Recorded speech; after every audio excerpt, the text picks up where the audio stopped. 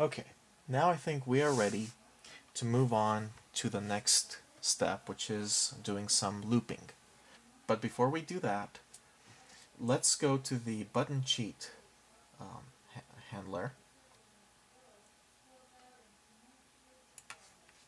And remember that we created a buttons array that we can use to refer to the buttons and change their background color. Well, I still left this code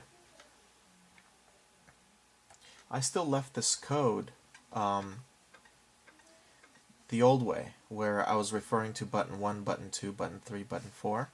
But back in the constructor, I already stored button 1 through 4 into my buttons array. So here in the button cheat handler, let's change, when we change the back color of each of these buttons, to our secret combination so that the user can cheat, let's actually set that using the buttons array. And you might have noticed here on the left hand side, whenever you have a comment block or a function definition, you'll see these minus little blocks. These are part of Visual Studio. They're not really part of your program, but they allow you to collapse certain parts of code that you don't want to look at that moment. So for example, in our code, we're no longer using the function setColorIfs, right? So I'm going to click on this right here, this guy right there. And look, I changed it. Now it's a plus, which means I can expand it, but I've collapsed the definition of the function. And if I mouse over the ... it shows me part of the content of the function there. Right? But that's cool because, for example, setColorIfs is a function that we're not using anymore. I want to have it so I can refer to it as an example maybe in another program I want to write. But if I don't need it in this code, I don't want to waste time scrolling past it back and forth and having it confuse me. So I'm just going to minimize it that way. It's basically minimized. setColorArray we're using, these button clickers we're using, button sheet we're using, getColorIfs, we're not using that, so I'm going to minimize that. getColorSwitch, we're not using that, I want to minimize that. Alright, so that makes our code look a little neater and a little smaller. Okay. We can also define regions.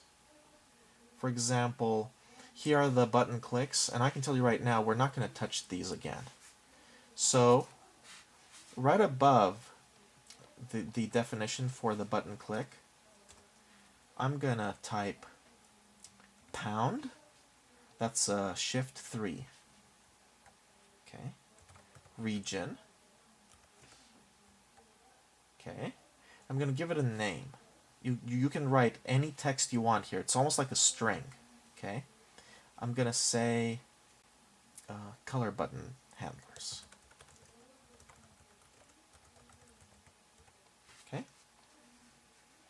and then after the 4 button click handlers, I'm going to type pound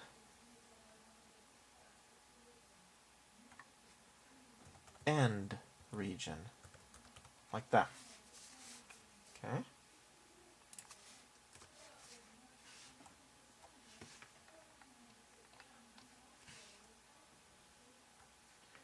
And now, if I click on the minimize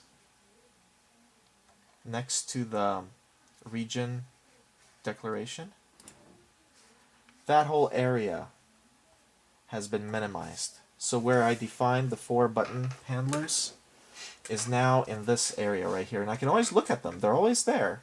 I can click on the plus and I can see them again.